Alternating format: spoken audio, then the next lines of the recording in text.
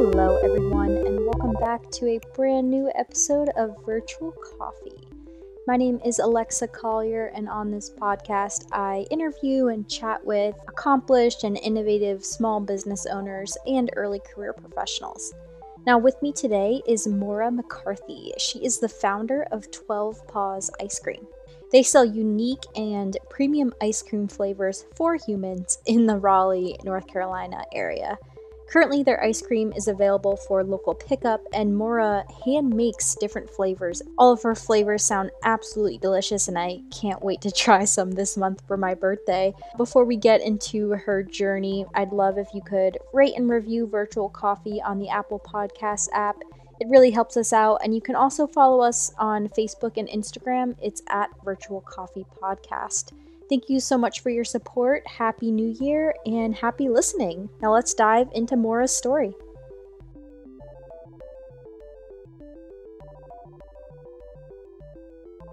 Welcome, Maura. Thank you so much for chatting with me today.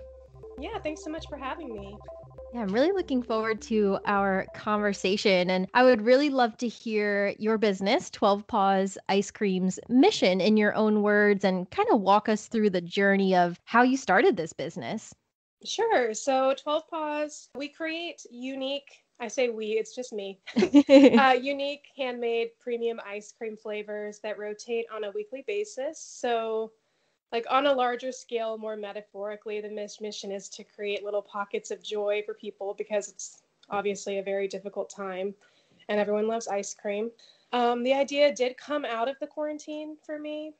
I had these big plans for a 30th birthday celebration in April, and I wanted to make it up to myself when I had to cancel everything. So I got myself a small ice cream machine, like the kind with the freezer bowl, and a Jenny's Splendid Ice Cream cookbook, and just kind of started trying out recipes. I got it for myself because I love ice cream so much that I wanted to try making all these recipes that cost about $10 a pint in the grocery store so I could save myself some money. What ultimately ended up happening is that I wanted to tweak all of the recipes in the book a little bit so it was more my style, and eventually I just started learning more about ice cream science and testing things out, and friends started asking if they could try the ice cream. And so I started making custom creations for all my friends, pretty much anything they wanted. I ended up with a huge stock of random ingredients in my house and just kind of started that way. But eventually people that I didn't know started asking for the ice cream, which kind of freaked me out a little bit at the time. And so I eventually this was around, I think, June, maybe, it was early July. I created a fundraiser for the Marsha P. Johnson Foundation that was in part to put the ice cream to good use and to see if strangers actually like the ice cream without actually selling it to them, because I wasn't legit to sell it yet. And I ended up making about 80 pints of ice cream, which is way more than I had ever anticipated making, because in the past I was making 1 quart at a time in that tiny little machine. And I went from having the freezer bowl machine to quickly getting a machine with a compressor built in. And then by August, I'd had a bigger commercial unit and was looking for a commercial space. So after that fundraiser had happened, I realized like maybe this could be a real thing. And I started the motions of making it a real business. Named it 12 Paws because I have a dog and 2 cats. And it just seemed right. Although people do sometimes think that it's ice cream for dogs. So I made sure to put ice cream for humans in the tagline. It's definitely not for dogs. That's awesome. I was going to ask you where the name came from. That makes a lot of sense. That's really cute. And are you still out of your house, or like, are you still looking for that commercial space, or did you obtain it? No, I've obtained it. So in the state of North Carolina, it's actually not legal to make ice cream out of your house. Oh, wow. That's kind of one of the challenges, because you've got to know that you've got the demand to be able to make overhead if you're going to be in a commercial kitchen space. So that was a big jump for me. And the fundraiser was a way for me to kind of test the waters to make sure that this was actually a thing that could happen, because it could be a big mistake, if nobody wants your ice cream, then you've got, rent to pay. But it ended up working out. But yes, you do have to find a commercial kitchen space. That was kind of a challenge for me. It did take me a couple of months to find one that worked for me. But once I did, then I was in business by late August.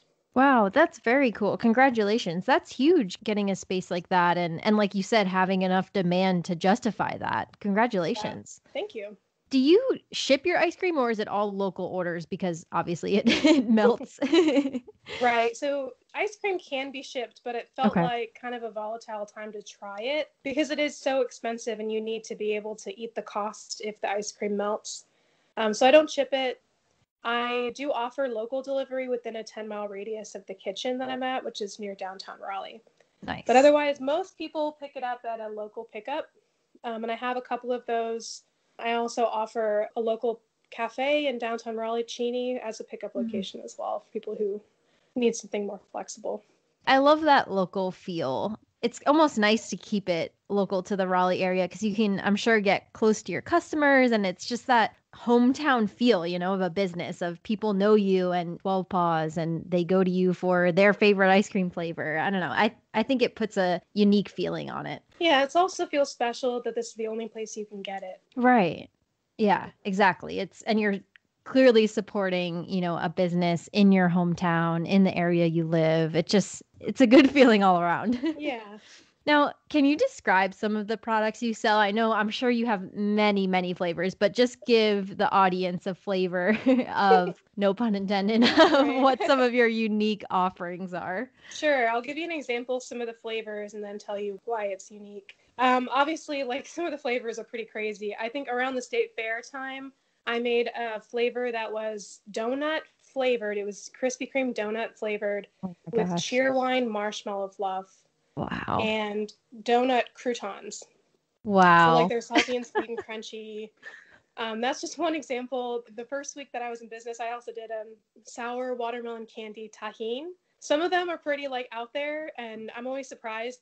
The ones that I end up liking the most are the ones that I would never in a million years actually buy myself. They're unique mostly because, for one, you can't find that flavor anywhere. I made it up. And sometimes I don't make the ideas up myself. I get a lot of ideas from customers and friends. Some of the best ones have come from customers. But I make it with low overrun, which basically means that there's not a lot of air pumped into the base. Mhm. So you can compare it to what you would get at the grocery store. That's more of like a whipped product. But when you get it from a local place, depending on the place you go, it is a lot less air and a lot more ice cream, which was what makes it more expensive. It does make it more dense and more of like a chewy experience than what you might be like expecting. I also hand make all my own base, which can make a big difference in terms of flavor because a lot of in North Carolina, in order to do wholesale dairy, wholesale ice cream, you do need to use pre-made mix just because Oh, of like wow. pasteurization. Yeah. So if I were to do wholesale, I would eventually start using mix for some things, but it does make a big difference when you make it yourself because you can customize the recipe for that flavor. It is very time intensive though. Mhm. That's one thing it does take hours to make the base. And because I make it with about 18% butter fat, which is about as high as it usually goes before it just starts to feel like butter. Wow. Um, so it's very rich, it's homemade, and then there's not a lot of air pumped into the base. That sounds delicious. That definitely sounds like a good experience. Yeah. Were you always, I think you may have mentioned, but did you always just have this love for ice cream? And clearly now you know so much about it. Did you have to learn all of that along the way? I used to always bake for Okay. fun growing up. It was a big passion of mine. I did culinary arts classes in high school, and I almost went on that track instead of going through undergrad. I was thinking about going to culinary school, but ultimately I chose a 4-year college. I had never made ice cream before April. That's just Wow. when I kind of learned how to do it. In terms of baking, the mix-ins, I've had experience with all of that stuff, and there's definitely trial and error still, where I learned the hard way that that is not how you do it. Hmm. um, but yeah, it's been a learning process for the ice cream side of things.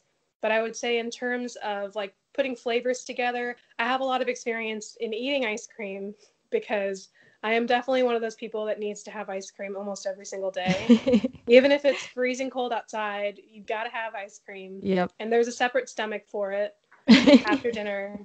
Yeah, that's where I get my ice cream expertise is mostly just from eating it. I can totally relate to that. I call it my dessert stomach, and it is Right, much exactly. larger than my other food stomach. Yeah. It lives That's in a awesome. separate place. Exactly. It really does. It truly, truly does. So 12 Paws isn't your full-time job, right? You have another job. Is that correct? That's right. Yeah, I work full time at a local university in Wow. international education. Oh, nice. That is awesome. And how has that been, balancing launching and running a small business, which is a ton of work, and then also your other job, which I'm sure you're passionate about and is also a lot of Mhm. time. Yeah, it is a lot of time. It does help that I'm working remotely right now for my full-time Okay. job, which allows me like the physical energy that I need to be on my feet in the kitchen. I think that would be a challenge if I was in person again. But my office is really supportive. They actually have bought ice cream. Almost everyone in the office has tried some Nice. ice cream. I have a pretty flexible schedule when I need to, and that helps a lot. But it is still challenging, physically challenging, having all those hours put in. I don't always have time for everything that I normally would. And so finding ways to make it work with my partner as well. He's been helping a lot with things around the house that typically I would do to kind of help me make sense of this, sometimes a 70, 80-hour work Yeah. week.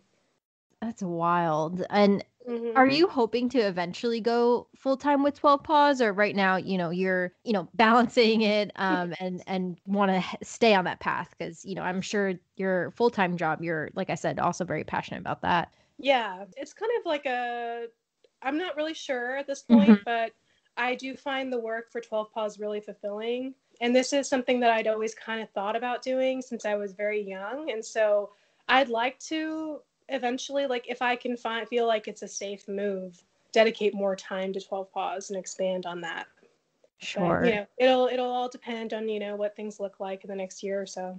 Definitely. Yeah. I think you have the right mindset of recognizing like that time might come where you have to make that decision, but Hmm. for now, right? It's working both jobs and fulfilling your passions that way, but who knows in the future, you might have to make that decision and you'll be ready when that comes. Right, hopefully. Yeah. I have faith you will. Awesome. What advice would you have for those either who have their own small business currently or are just thinking about it, maybe have never made the leap? What advice comes to mind? Perhaps some of the advice you were given or challenges you've overcome that have led to, advice you could give to others. I think my biggest piece of advice, I'm like a pretty introverted person and I'm anxious. And so I would not have seen myself as an entrepreneur. The first step is seeing yourself as one, because that's a big thing. And you can do quite a lot when you see yourself that way. You see yourself as a business owner. My mom started a business in college. She created a cleaning business, Wow. and without really ever having much experience in that before. And I was like, how in the world is she going to make that work? But she did, and she's very successful. And so she's helped me to see myself as an entrepreneur in a way that I, even in like March, would not have seen myself.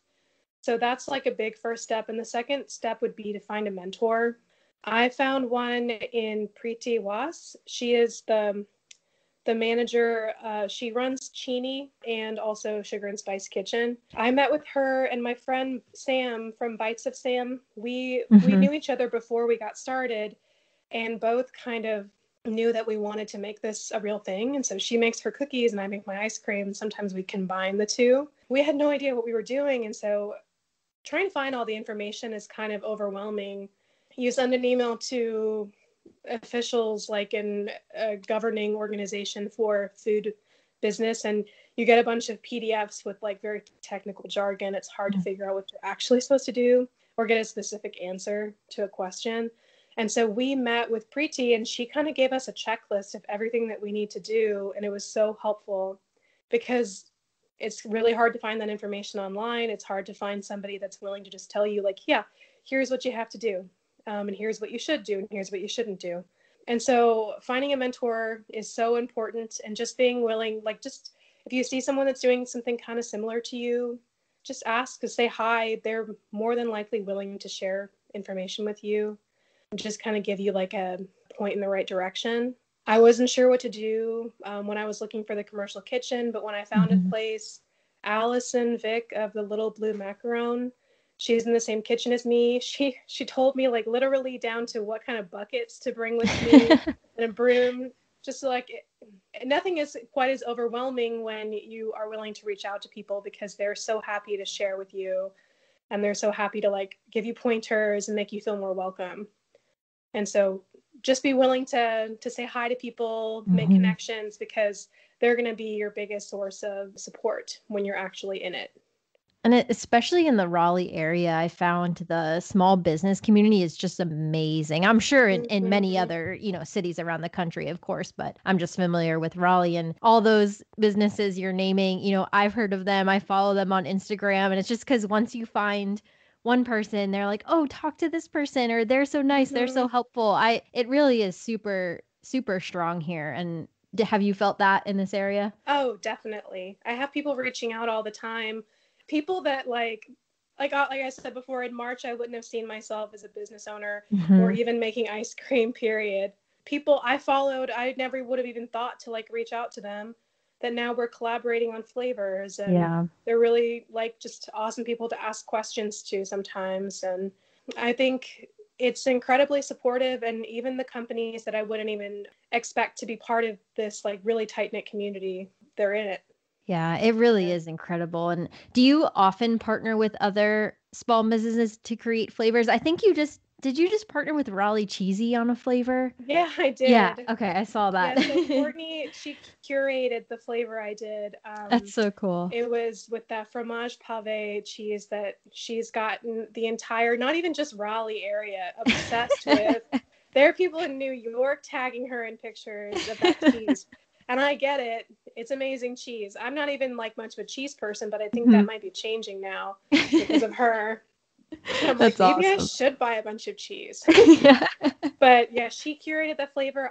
Actually, for all of the flavors that I did for the holiday pre-sale were all collaborations. So I worked with Larry's Coffee and Little Lou Macaron and Sugar and Spice. They did a sugar plum fairy flavor with me. I had a coffee and Oreo one with Larry's. I had Bestow Baked Goods. I've collaborated with them a couple of times. They did some cookies for my chocolate peppermint. And then, of course, the Raleigh Cheesy one. And I think I also did a babka flavor. And I went to... Oh, wow. It wasn't exactly a collaboration as much as, like, I just went and bought some babka. But the Jewish for Good in Durham makes amazing babka. So yeah, I try as much as I can because, for one, it helps me with prep because that's one thing I don't have to prep myself. And I like to leave it to the experts who are already really good at making what they make because it's that much better in the ice cream when it's actually something that's very well put together. There are some things that need to be like specific to ice cream, that some mix-ins that need to be made a particular way so that they have a good texture once they're frozen. But for a lot of things, like a lot of baked goods, I like to go to the source rather than trying to create an imitation myself.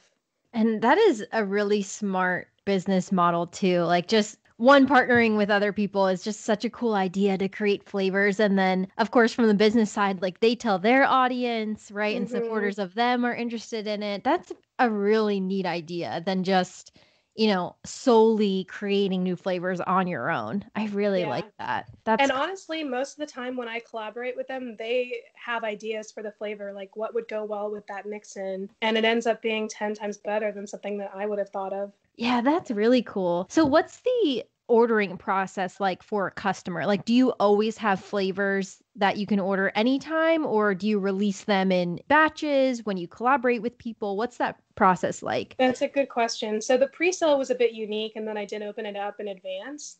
And I gave myself 2 weeks to make almost 300 pints of ice cream. And typically what I do is I'll make a couple of flavors, sometimes 3 flavors, and I make everything during the week, and then I'll try and finish everything up by Thursday evening. Okay. And then whatever I've made, I'll put into the shop on Friday. And usually I'll try to give people a time because they like to set alarms because the ice cream sells out really fast.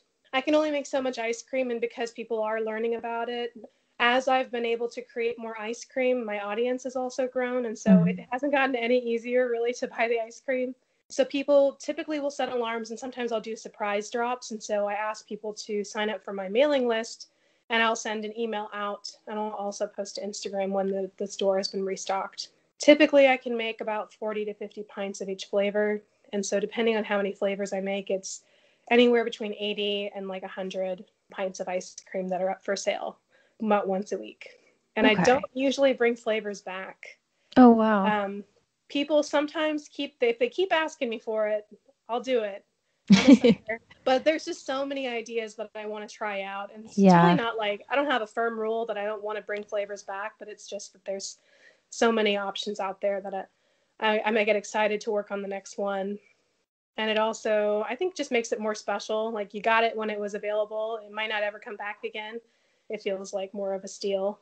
Yeah, that makes sense. And I feel like also you're in the ideation, like exploratory phase, right? Where you just want to try all these bunch of flavors and maybe you'll find a handful that are consistent or really popular or something. Like, who knows? Yeah, that makes sense. And I'll have to sign up for that mailing list. I didn't realize you had that. I'm glad you mentioned that. I was curious how you did it. I was like, how do you have ice cream just always available, especially when it's really just you making it, you know? So you don't. yeah. Yeah.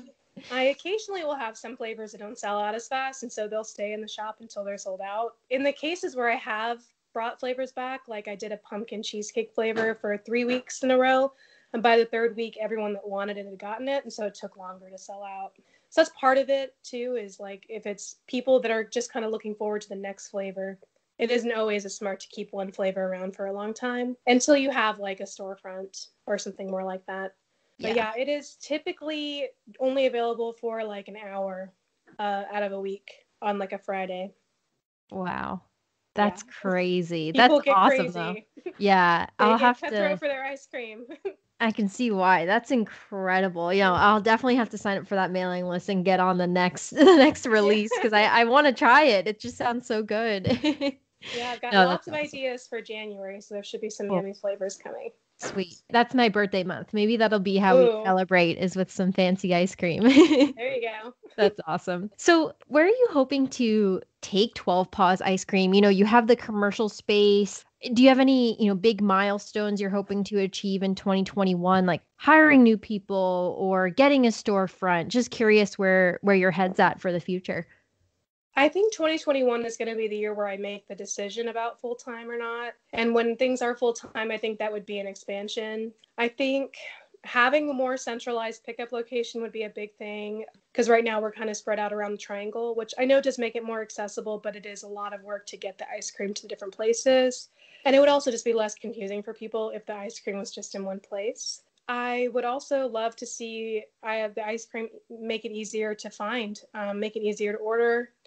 And that would mean being able to make more of it. And I think that would come as well with having more time to dedicate to 12 Paws.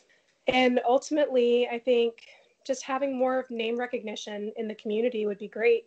Having these collaborations does help quite a lot and getting the word out there. But if everyone knew about 12 Paws, no one would be able to order it. So it comes with like part of the game is making it so that I can actually make enough ice cream for everyone to be able to enjoy it.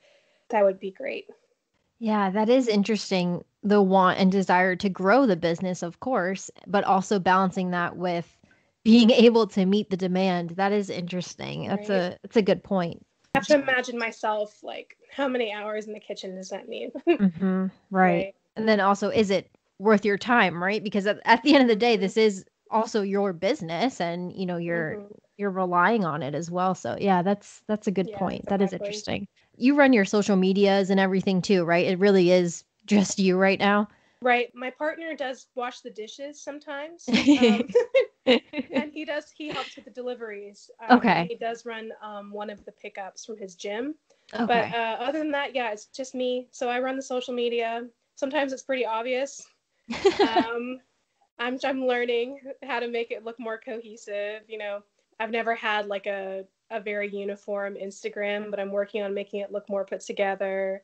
I'm trying to make the information easy to find because that's the hardest thing with it being kind of a unique model where it's like, I drop the ice cream once a week and sometimes things are a little bit different each week. How to make that less confusing for customers has also been a big thing with social media and communicating on email and all that. Having a more focused approach on Instagram has helped a lot. and not spending quite as much time on other like media like Facebook or quite as much time on email. That's a good tip. Yeah, because I was gonna ask you how do you balance making the ice cream and all the other parts of running a small business with also the social media? Because that's what I find even with the podcast is so hard. Because at sometimes I'm like, all I want to do is focus on the Instagram, but also my quote unquote like business isn't an Instagram, it's a podcast, right? So how to showcase the podcast episodes while also getting an audience, which Instagram helps with. I don't know. Have you found, that to be a challenge? For me, I think it's usually a mistake for me to spend too much time on Instagram because it's one thing to make sure that the information is out there, but the biggest thing is people actually getting the ice cream and telling their friends about it. Yeah. So when they tell their friends about it, that creates demand. I'm sometimes posting about an ice cream flavor at like midnight. So I'm definitely not posting at like the right times that are the best, like when everyone's on Instagram. But I found that if I can just get it out there, people will eventually see it when they need to see it. And when they're excited about the ice cream, they're looking for the information. They're on there, they're like stalking the story to see what the flavors are looking like, to see if that's what they want. They're setting alarms based on when I tell them to set alarms. And then they buy the ice cream. And I do worry about the Instagram sometimes, but I found that if I am selling the ice cream, that it's not something that needs to be a priority. Posting at the right times and making sure that everything looks really pretty and polished isn't quite as important as just making really good ice cream. I really like your mindset about that because I think, like I said, it's just so easy, at least from my experience, to get lost in the Instagram and, oh my gosh, I need to get a post out at noon because that's when most people are online. And while, sometimes, like, yes, that is important and is definitely a factor, but just trying not to get lost in the social media and focusing on the product you're selling or the service you're providing, or for me, the episodes, right? So I really like your mindset about that. I think that's very helpful. It's just, yeah, easy to get very stressed about the Instagram, but when it's just one person doing it, you can only do so much. You have to pick what your priorities are. No, that's helpful. And when it becomes bigger, maybe that can be somebody else's job. Right. Somebody who's really good at Instagram. Yeah. I love Instagram. I'm just not an expert at making making it look good. I like your Instagram. I'm scrolling through it now because it's all the beautiful ice cream. I think there are great shots of it. I like it. Yeah, the ice cream is a good model, so that helps. Yeah, I think it's beautiful. Everyone should go check out her ice cream or her Instagram. No, that's awesome. I appreciate it. My last big question that I always like to end my episodes with is, in this moment, first thing that comes to mind, what is your proudest accomplishment? Now, of course, this can be related to 12 Paws Ice Cream or doesn't have to be at all. Just what's the first thing that comes to mind when I ask you your proudest accomplishment? I would have said that it was that fundraiser was a really big deal at the time. Actually being able to make that much ice cream at once. Although I've since surpassed that, obviously, making that much ice cream. But making that ice cream for a good cause and having that many people that were actually interested in it, it feels like the biggest accomplishment, honestly, anytime that someone tells me they like the ice cream. You might think that at this point that I'm like, yeah, the ice cream's good. I get it. But I'm not. I need the validation. I need to know that it matters because, this early in the business, it's not about profit so much as it's about the mission of actually making something that people enjoy, especially when I know how hard it is out there. So when people tell me that they legitimately like the ice cream, then all of the hours that I put into it are really worth it.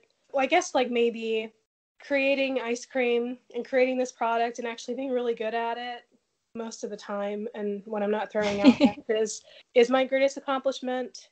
I had somebody message me the other day and said that 12 Paws was one of the top 3 things that has happened to his family this year after expecting a baby and buying a new house. Wow. Yeah, and that made me emotional. That's the biggest thing, is that it's worth all of the work. That's a really well stated answer. And yeah, congratulations on all the success you've had so far, and just really, it seems the joy you bring people through ice cream. I just think that's incredible. And also how you started this during, this pandemic time. I think that's incredible too. I love all the businesses that have been popping up and the podcasts and, all the things. It's just such a great way to turn what overall is a meh year into Right.